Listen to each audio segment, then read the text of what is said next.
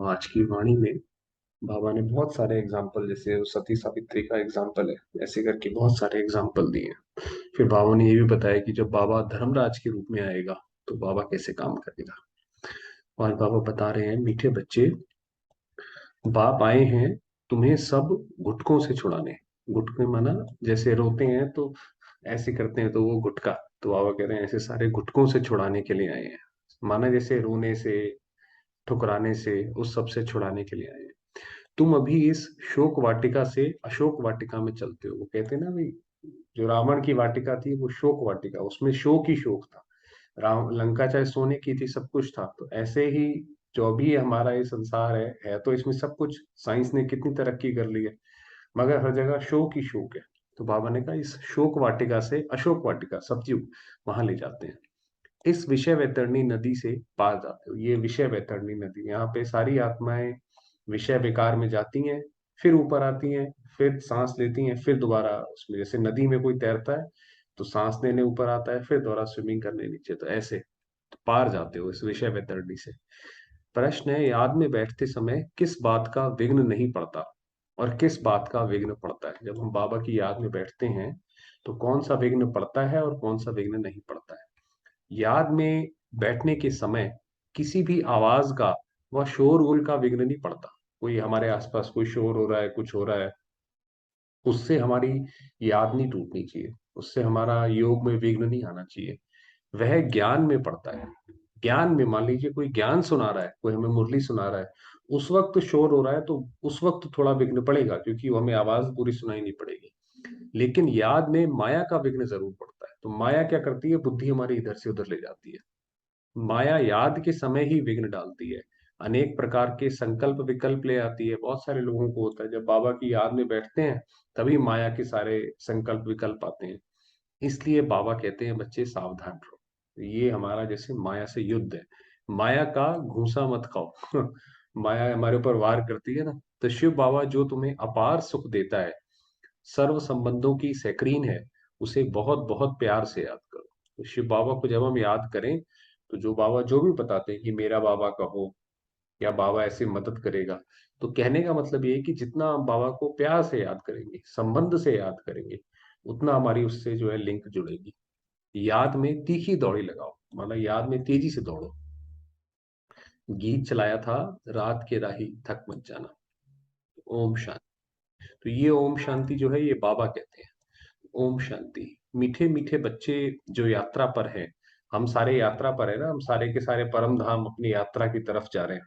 तो हम सारे यात्रा पर है, जितना जितना याद करते जा रहे हैं उतना यात्रा पर बढ़ते जा रहे हैं। वैसे जो बैठे हैं उनको यात्रा पर थोड़े ही कहा जाता है। हम तो बैठे हुए हैं तो हमें यात्रा पर कैसे हुआ, ये बुद्धि की यात्रा है वास्तव में हम जिस पे जा रहे हैं। तो ये यात्रा कैसी वंडरफुल है, शांति की यात्रा।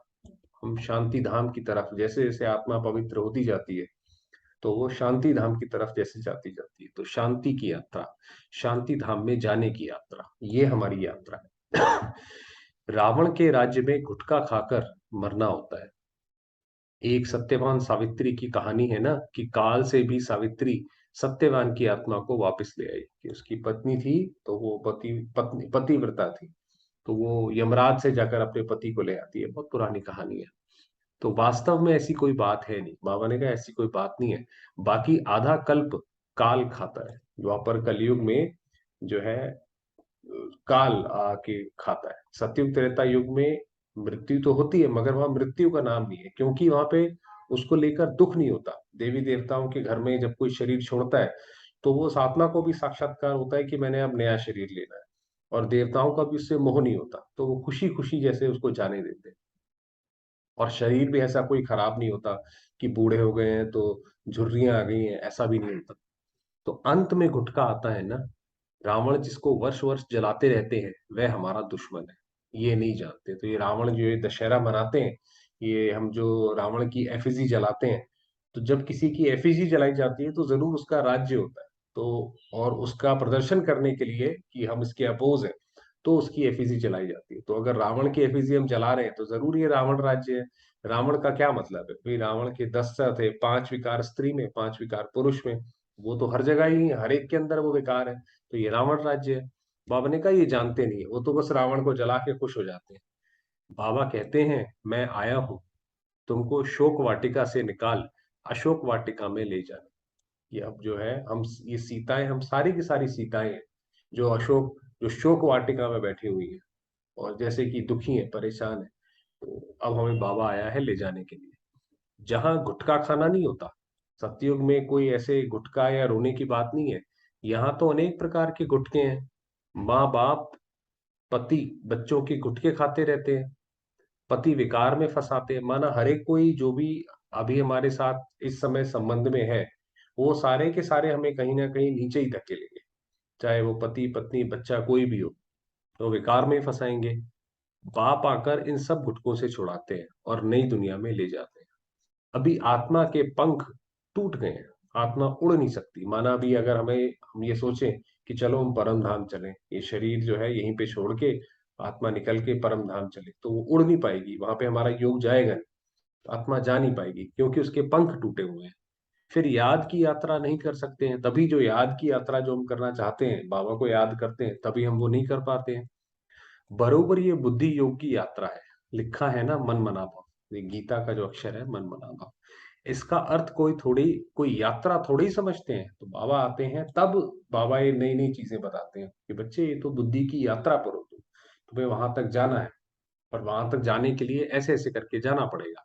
ये तुम्हारी याद की यात्रा की पुल बन रही है। वो जो वो दिखाते हैं ना रामायण में कि बंदरों ने पुल बनाई, तो ये हमारी जैसे जैसे जैसे हम बाबा को याद करते जा रहे हैं, तो जैसे हमारी पुल बनती जा रही है, जिस पुल से तुम विषय वैतरणी नदी पार हो जाते हो।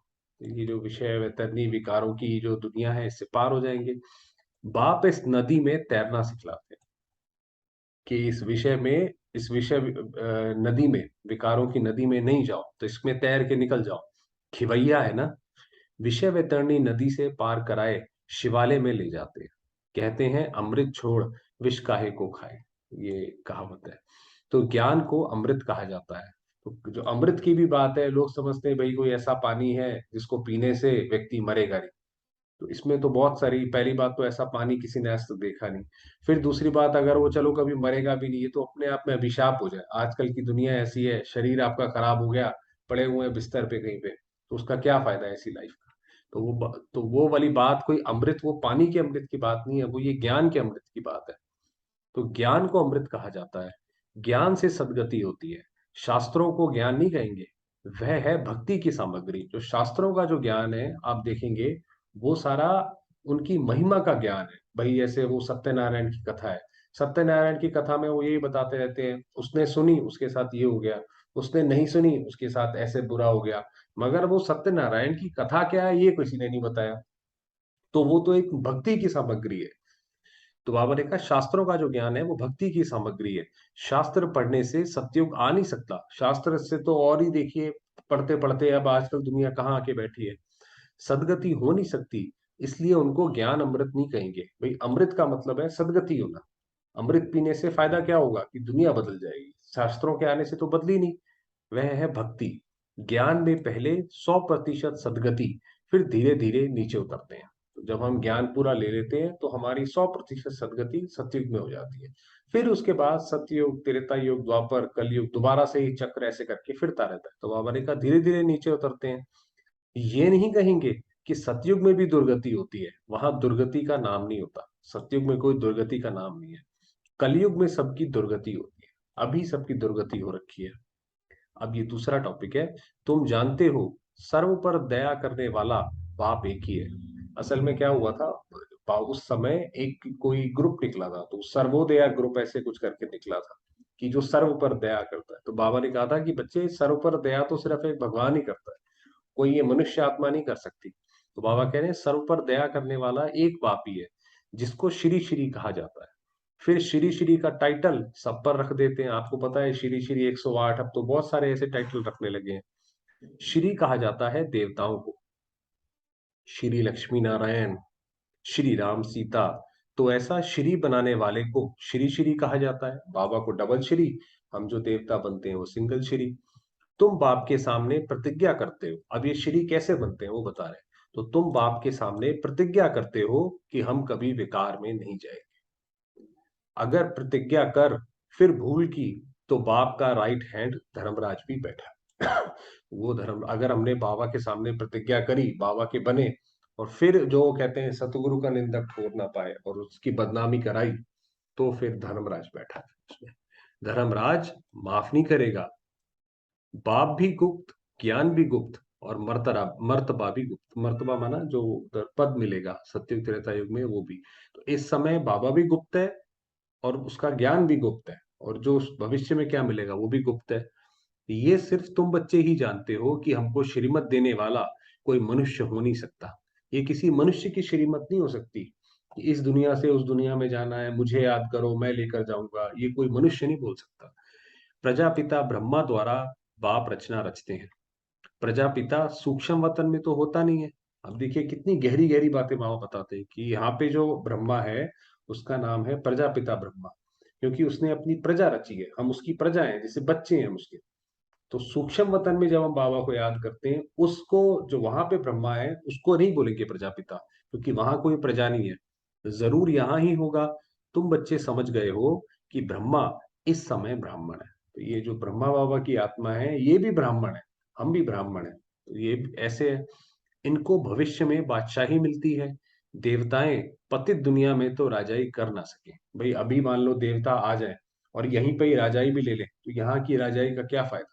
यहाँ पे तो और सरदर्दी है, कोई अगर अच्छे ऊंचे पद पे बैठा है तो पुरानी दुनिया का विनाश चाहिए। विनाश होना भी है जरूर। जब ये दुनिया विनाश होगी, जैसे बाबा ने कल भी बताया था कि बाबा पतित पावन है, दुनिया में कभी भी प्रलय नहीं होती है। ये चक्र चलता रहता है और चक्र कहीं भी स्टॉप नहीं होता। बाबा ने कहा इसी दुनिया को आके, पतित को आके मैं पावन बनाता हूँ। तो बाबा ने कहा जो देवता आएंगे वो नई दुनिया में आएंगे, जो जो विनाश के बाद जो होगा। तो विनाश होने के लिए बहुत ज्यादा जरूरी है कि ये गंदगी सारी दुनिया की साफ हो। अभी थोड़ी देरी है। तुम्हारा भी नए झाड़ का सैपलिंग ही पूरा नहीं लगा है। तो ये बाबा जैसे एक नया वृक्ष स्टार्ट करा रहे हैं। वो जैसे कोई नया पेड़ लगाते हैं तो उसको बोलते हैं सैपलिंग, जरा सा वो काट के लगा देते हैं। तो बाबा ने कहा अभी ये तुम्हारा ये सैपलिंग पूरा ही नहीं लगा है नई दुनिया का। आगे गाते थे त्वमेव मातश्च पिता, सबके आगे ये महिमा गाते रहते हैं, मंदिरों में जाते हैं सबके आगे गाते रहते हैं, समझते कुछ भी नहीं है। अच्छा विचार करो, ब्रह्मा माता कैसे हो सकती है। कोई शिव बाबा ब्रह्मा बाबा के तन में आते हैं और हम बच्चों को अडॉप्ट करते हैं।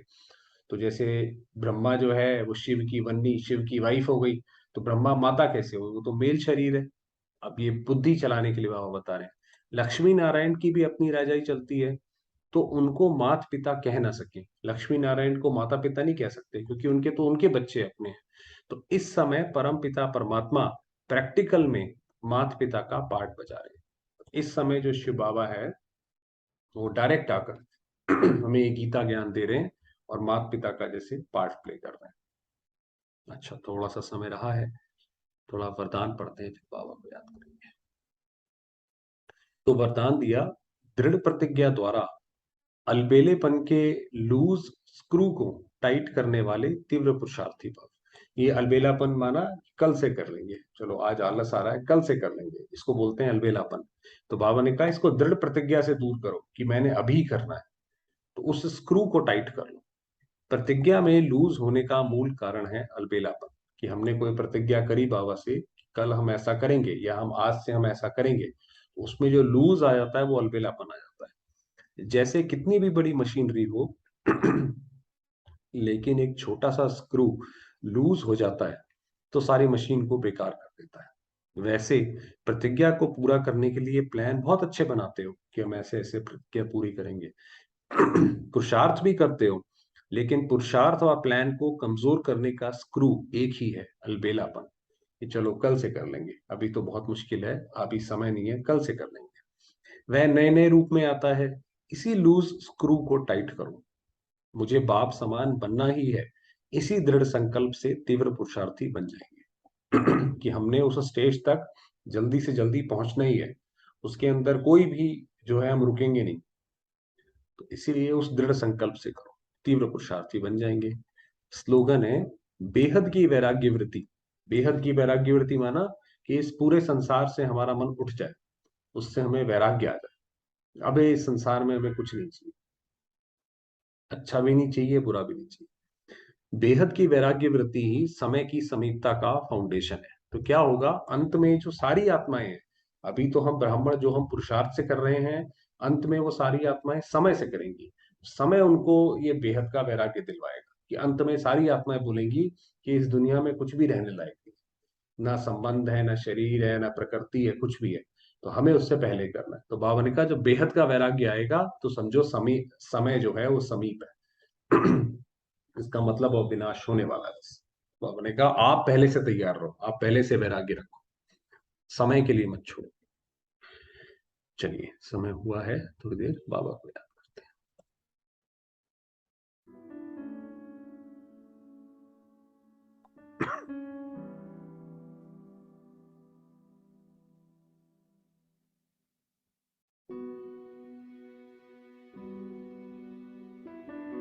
देखेंगे स्वयं को आत्मिक स्वरूप में।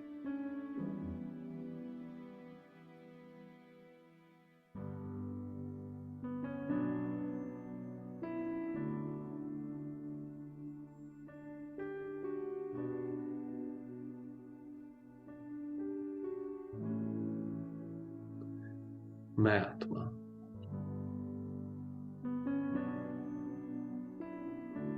ज्योतिर्बिंदु,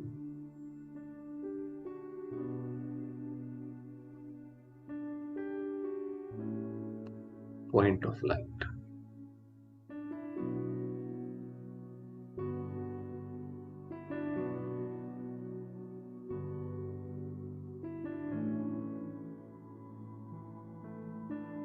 शांति, पवित्रता की किरणें चारों ओर फैला रही।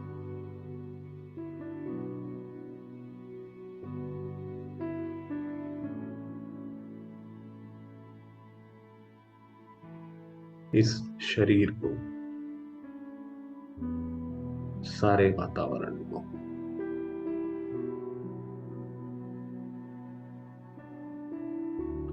शांत, पवित्र कर रही हूं।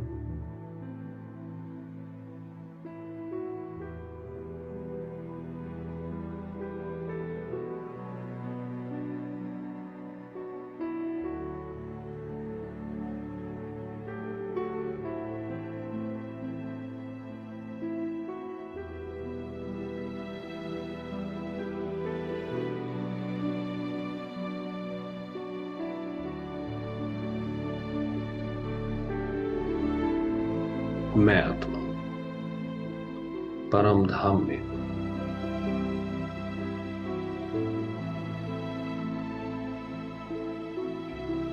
शिव बाबा मेरे पिता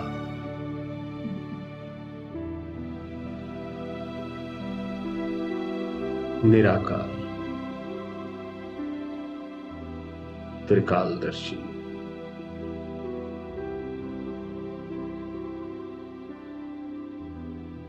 सत्य परमात्मा,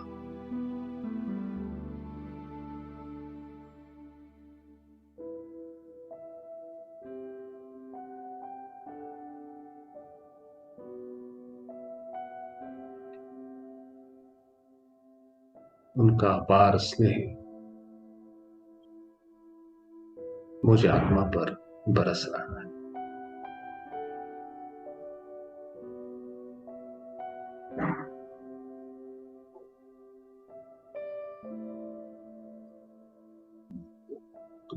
मैं आत्मा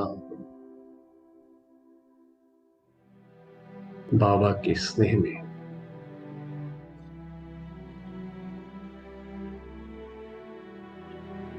उनकी किरणों में समाई हुई।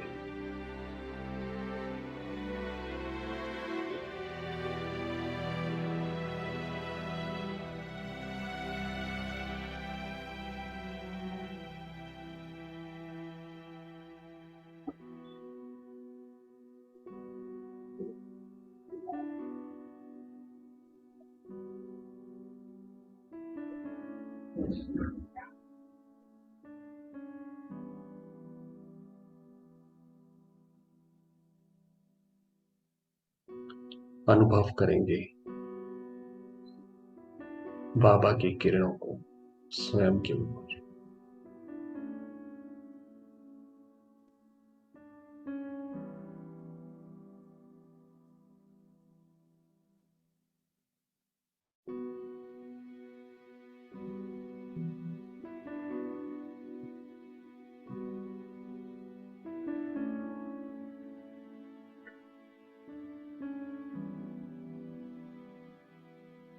मेरा मन शांत है,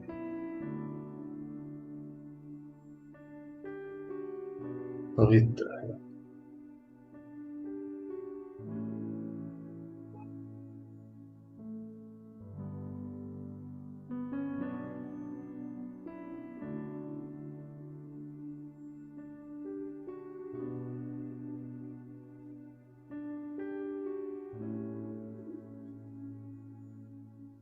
शांति के सूर्य की किरणें मुझे आत्मा पर पड़कर सारे संसार में फैला।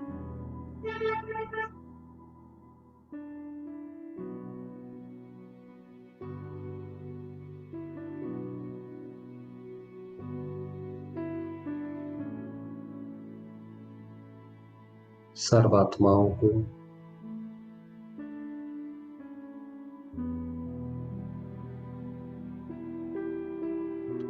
शांति प्रदान कर रही है।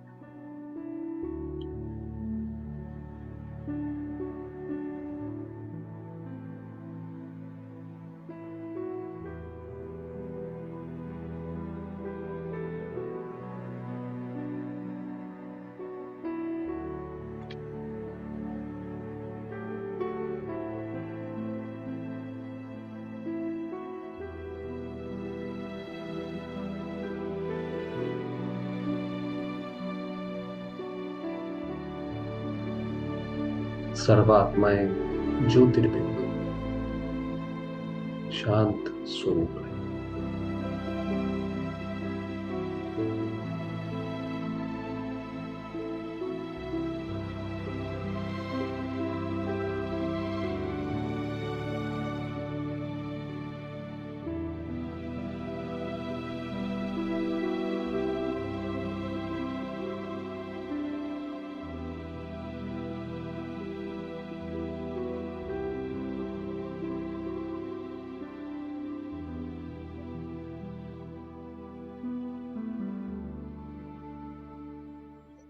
मैं आत्मा अपने बाबा के साथ कंबाइंड हूं।